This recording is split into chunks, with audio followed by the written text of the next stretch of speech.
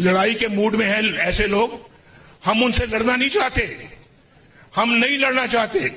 और हम अपना जो है वो, आप जानते हैं कि पाकिस्तान इस वक्त किसी किस्म की लड़ाई अफोर्ड नहीं कर सकता। इसलिए मैं बार बार ये बात कह रहा हूं कि हम सबको मिलजुल कर बैठना होगा और बैठकर इन सारे मामलात को तय करना होगा और पाकिस्तान को 21वीं सेंचुरी के अंदर लेकर जाना होगा। There has been a big statement that has been made by former Pakistan Prime Minister Nawaz Sharif hinting at better ties with India. As he is now returned to Pakistan, he has been hinting of having good relations with its neighbor country India. इस वक्त नवाज शरीफ और peoples party और बाकी पार्टियां मिलके हुकूमत बनाएंगे और इमरान खान की पार्टी बाहर रहेगी। क्या ये आसान है पाकिस्तानियों को बेवकूफ बनाना? ये कितना आसान है कि आप पाकिस्तानियों को बेवकूफ बना सकते हैं जो करोड़ों की तादाद में लोग आपके लिए वोट दे देंगे। ये पाकिस्तान में जो इलेक्शन है, जाहिर है भारत के ऊपर डायरेक्टली या इनडायरेक्टली असरअंदाज तो होते हैं, पड़ोसी हैं, बड़ा असर होता है कि कौन सा वजीर आजम आएगा, आया कि वो इंडिया के साथ फ्रेंडली रिलेशन रखेगा, आया या वो एक्सट्रीम किस्म की जो है पॉलिसीज बनाएगा, तो बड़ा इफेक्ट पड़ता है। बहुत से इंडियंस कहते हैं हमें फर्क नहीं पड़ता पाकिस्तान के अंदर कौन आया कौन नहीं आया, लेकिन ये मेरा मानना है कि बहुत फर्क पड़ता है। किसी कंट्री को तरक्की करते नहीं देखा जब तक कि अपने पड़ोसियों से रिलेशनशिप ठीक ना हो। जब तक ये दो चार चीजें नहीं करेंगे आप लॉ एंड ऑर्डर और पड़ोसियों से रिलेशनशिप ठीक नहीं करेंगे, फॉरेन इन्वेस्टमेंट नहीं आएगी। लेकिन आप फॉरेन इन्वेस्टमेंट चाहते नहीं, पूछें क्यों? फॉरेन इन्वेस्टमेंट लेकर आए, अगर यहां पे आ जाए फिर तो पाकिस्तान तरक्की कर जाएगा। आप तो चाहते ही नहीं, आप तो सिर्फ IMF से पैसे लेके, लंदन से पैसे लंदन ही, अमेरिका के पैसे अमेरिका में रखना चाहते हैं। हाँ, लेकिन पाकिस्तान के अंदर आप पाकिस्तानी अवाम को बेवकूफ बना सकते हैं अगर आप नारे मार के आ जाए तो। जिस तरह के इमरान खान जो है, अगर आप उनकी पार्टी को देखें और उनको देखें, उनका क्या नैरेटिव था, उनकी प्लानिंग क्या थी, वो किस बेस पे जीते हैं? वो बेस पे जीते हैं मजलूमियत पे। नमस्कार दोस्तों, जय हिंद, वंदे मातरम। दोस्तों स्वागत है आप सभी का मेरे channel India Pakistan news update में। दोस्तों आ गया हूँ एक और नए वीडियो के साथ। तो दोस्तों जैसा कि आपको बताना चाहूँगा, और आपको पता ही होगा दोस्तों, पाकिस्तान में चुनाव हुए हैं और उसके नतीजे सामने आने को हैं दोस्तों। लेकिन उससे पहले पाकिस्तान को यकीन होने लगा है कि हमारे यहाँ पे सरकार या तो नवाज शरीफ की आएगी या तो इमरान खान की आएगी। लेकिन अभी भी नतीजे सामने आने में थोड़ा वक्त है दोस्तों। तो दोस्तों आपको बताना चाहूँगा कि नतीजे आने से पहले नवाज शरीफ और इमरान खान जी ने पूरे के पूरे पाकिस्तान को एक स्पीच के तौर पर पहले से ही डिक्लेयर कर दिया है कि वो कैसे कैसे पाकिस्तान को उभरना चाहते हैं दोस्तों आपको बता दूं, पाकिस्तान के चुनावी नतीजों में इमरान खान के समर्थक उम्मीदवारों से पिछड़ने के बावजूद नवाज शरीफ ने दावा किया दोस्तों कि PMLN सबसे बड़ी पार्टी बनकर उभरी है। PMLN सुप्रीमो नवाज शरीफ ने जीत की आधिकारिक घोषणा से पहले ही कहा कि मैं आज आपकी आंखों में रोशनी और चमक देख सकता हूं। नवाज शरीफ ने भी कहा है कि उनकी पार्टी निर्दलीय समेत सभी पार्टियों के जनादेश का सम्मान करती है। उन्होंने कहा है कि हम आज हर किसी को इस घायल पाकिस्तान को फिर से बनाने के लिए और हमारे साथ बैठने के लिए आमंत्रित कर रहे हैं दोस्तों। पाकिस्तान चुनाव आयोग से घोषित नेशनल असेंबली के 226 नतीजों के मुताबिक इमरान खान की पार्टी के 90 निर्दलीय जीत हासिल कर चुके हैं। वहीं PMLN को 64, PPP को 50, MQM को 12, PML को 3, IPP को 2, GUI को 2 और PNPF को 1 सीट मिली है। नवाज शरीफ ने इस बात पर जोर दिया कि पाकिस्तान को मौजूदा मुश्किलों से बाहर निकलने के लिए सभी राजनीतिक दलों को एक साथ बैठने और सरकार बनाने की ज़रूरत है। नवाज शरीफ ने कहा दोस्तों कि PMLN इस देश की सबसे बड़ी पार्टी है। हमारा फ़र्ज़ है कि इस मुल्क को भंवर से निकाला जाए। हमारा ये फ़र्ज़ बनता है कि हम इस मुल्क को भंवर से निकालने की तदबीर करें। हम सब पार्टियों को मिले जन समर्थन को कबूल करते हैं। शरीफ ने कहा कि हमने किस तरह से पाकिस्तान को फाइनेंशियल मुश्किलात से निकाला, आपको मालूम है दोस्तों। नवाज शरीफ ने यह भी कहा कि उन्हें अपने भारत से भी रिश्ते सुधारने की ज़रूरत है। ये भी कहा कि नतीजे अभी आ रहे हैं, वरना कल ही बात करने का इरादा था। 10% नतीजे आए थे, तभी लोगों ने राय कायम करनी शुरू कर दी। सबको मिलकर एक अपना पॉजिटिव किरदार अदा करना है दोस्तों। पाकिस्तान को भंवर से निकालने की जिम्मेदारी सबकी है। शरीफ ने यह भी कहा कि पाकिस्तान को अगले 10 साल तक की स्टेबिलिटी चाहिए। जो लड़ाई के मूड में है उनसे हम लड़ना नहीं चाहते हैं। पाकिस्तान इस वक्त लड़ाई बर्दाश्त नहीं कर सकता है। हम सबको मिलजुल कर पाकिस्तान को 21वीं सदी में लेकर जाना होगा। नवाज शरीफ ने यह भी कहा दोस्तों कि शहबाज शरीफ की ड्यूटी लगाई है कि जरदारी से मुलाकात करे, मिलकर इस कश्ती को निकालने के लिए बातचीत करे। वो आज ही मुलाकात करेंगे, आप तक वो खबर पहुंचेगी।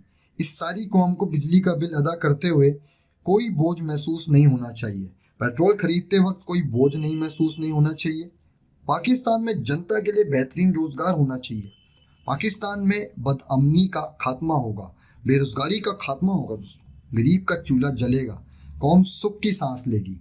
तो ये शब्द थे दोस्तों नवाज शरीफ जी के। तो इसी बात पे चलिए दोस्तों वीडियो को आगे देखते हैं, क्या रिएक्शन होता है पाकिस्तानी मीडिया का इसके ऊपर।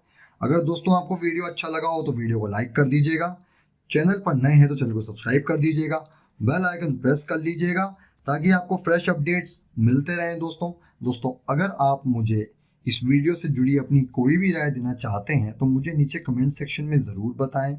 जय हिंद, वंदे मातरम दोस्तों।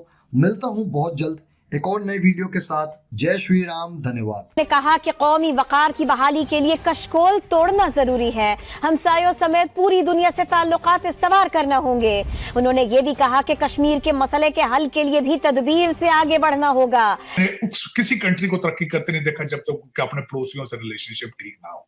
जब तक ये 2-4 चीजें नहीं करेंगे आप लॉ एंड ऑर्डर और पड़ोसियों से रिलेशनशिप ठीक नहीं करेंगे, फॉरेन इन्वेस्टमेंट नहीं आएगी। लेकिन आप फॉरेन इन्वेस्टमेंट चाहते नहीं, पूछें क्यों? फॉरेन इन्वेस्टमेंट लेकर आए, अगर यहां पे आ जाए फिर तो पाकिस्तान तरक्की कर जाएगा। आप तो चाहते ही नहीं, आप तो सिर्फ IMF से पैसे लेके, लंदन से पैसे लंदन ही, अमेरिका के पैसे अमेरिका में रखना चाहते हैं। हाँ, 25 करोड़ लोग हैं, उनके खून पसीने से किस्तें देंगे, आपको तो सिर्फ उन्होंने किस्तें देने के लिए रखा हुआ है। अगर आप मुझे ये बताएं, मैं छोटा सा क्वेश्चन आप ईरान के साथ ट्रेड करें, तरक्की हो जाएगी ना, स्मगलिंग बंद हो जाएगी। लेकिन आप नहीं चाहते, आप स्मगलिंग चाहते हैं। आप अफगानिस्तान के साथ ट्रेड नहीं चाहते, स्मगलिंग चाहते हैं। आप पता है, सब पता है। आपको चलाने वाले जो इस वक्त जो टूटे फूटे चला रहे हैं, सारे हार्वर्ड के और ऑक्सफोर्ड के ग्रेजुएट हैं। They are very smart, they are very smart. बिल्कुल सर, ऐसा ही है। लेकिन शायद किसी को कोई ख्याल आ जाए। मगर सर मैं लास्ट में जरूर कहूंगी कि शहबाज शरीफ साहब को मैं बादामों का पैकेट भेजने वाली हूँ कि उनकी मेमोरी आ जाए वापस कि उनकी फैमिली में कितने लोग जो है वो डुअल नेशनल है और उनके पास कितनी प्रॉपर्टी है, वो शायद याद कर पाए फिर। लेकिन 25 करोड़ लोग मान रहे हैं ना। वो ये पाकिस्तान को लूटने का अगला प्लान जो है वो देखें अब किस रुख बैठता है। ये बिल्कुल तैयारी हो चुकी है इस चीज की। दुख के साथ मैं कहूंगा, मैं तो इनको सियासी पार्टियां मानता ही नहीं हूं। शुरू से आपको कहता हूं, मैं पॉलिटिकल साइंस का स्टूडेंट हूं, सारी जिंदगी मैंने पढ़ा है। इस चीज का नाम सियासत नहीं है, इसको मैं सियासत नहीं कहूंगा, मैं इसको जमहूरियत भी नहीं कहूंगा। मैं समझता हूं इमरान खान से 100 गुना नरेंद्र मोदी स्मार्ट है कि जिसने पहले भारत को इकोनॉमी तरक्की पे लगाया, तरक्की पे लगाने के बाद डेवलपमेंट की, वहां के लोगों का रोजगार बिल्ड किया, 250 मिलियन लोगों को उसने गुर्बत से निकाला और उसके बाद जाकर उसने राम मंदिर बना लिया। गो के 1992 में जब बाबरी मस्जिद गिरी, सारा कुछ हुआ, तो राम की जन्मभूमि के ऊपर वो तहरीक चली, वो सारा कुछ हुआ। वो उसके माइंडसेट, वो लॉन्ग टर्म सोचने वाले लोग हैं, समझदार है नरेंद्र मोदी, कि जिसने आज से 1992 में उसकी पार्टी ने सोचा, 2000 में उससे पहले उन्होंने उसको CM बनाया, उसने अपनी टर्म्स पूरी की, अपनी 3 टर्म्स पूरी करके उस वजीर आजम बना, वजीर आजम बन के मुल्क को एक डायरेक्शन पे लगाया, फिर उसने मजहबी एजेंडा दिया। लेकिन पहले आप लोगों को किसी डायरेक्शन पे लगाते हैं। आप पहले ये नहीं करते कि पहले लोगों को आप, नरेंद्र मोदी भी पॉपुलिस्ट है, ये नहीं कि नरेंद्र मोदी पॉपुलिस्ट नहीं है, नरेंद्र मोदी भी पॉपुलिस्ट है, एक पॉपुलिस्ट लीडर है वो। लेकिन उसकी जो, जिसे कहते हैं ना, उसका स्टाइल और है। उसने पहले लोगों की इकोनॉमी ठीक की है, उसने लोगों को रोजगार दिया है, उसने अपने मुल्क का स्टेटस उठाया है। हमारे जो लीडर हैं, पॉपुलिस्ट लीडर, वो क्या कर रहे हैं? हमारे जो, जिसे वो कहते हैं ना, क्या कर रहे हैं? हमारे लीडर्स जो मोबिलाइजेशन पे यकीन रखते हैं, सड़कों पे आ जाओ, ये कर दो, वो कर दो, रेडिकल रिफॉर्म एक भी नहीं की। हालांकि पॉपुलिस्ट लीडर का ये काम होता है कि वो रेडिकल रिफॉर्म करता है, एक भी रेडिकल रिफॉर्म नहीं की। जो पॉपुलिज्म है, वो जिसे वो कहते हैं ना, वो अपने स्पीचेस बड़ी तगड़ी देते हैं, उनका बिहेवियर्स बड़े अथॉरिटेटिव होते हैं। लेकिन सर ये फेयर इलेक्शन से आपके ख्याल से रिजल्ट्स ठीक है? मैं आपसे सवाल के बजाय सवाल करूंगा, मुझे ये बताएं, आज तक पाकिस्तान में कोई फेयर इलेक्शन हुआ? फिर आप आज के इलेक्शन को क्यों फेक मान रही हैं? जब माजी में कभी फेयर इलेक्शन नहीं हुआ था, इसमें क्यों फेयर इलेक्शन? बल्कि जब स्टोरी हम रो रहे हैं, आपके पूरे पाकिस्तान के अंदर दूध का खालिस गिलास नहीं मिलता, तो आप कहते हैं कि सारी दुनिया ईमानदार हो जाए। किस तरह हो सकती है?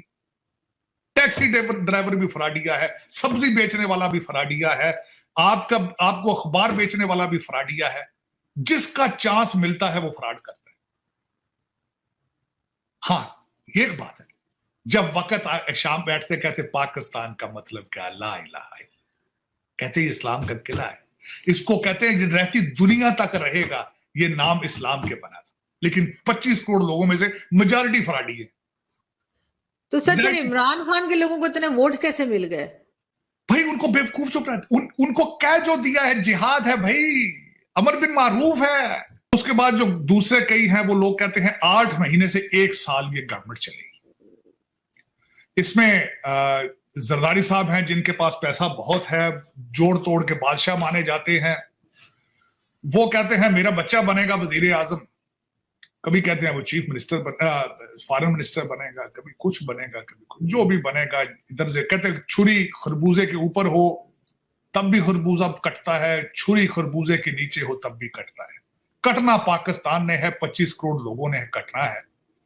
काटने वाले तैयार हैं इस वक्त, छुरियां तैयार हो चुकी हैं, बकरे की खैर नहीं है।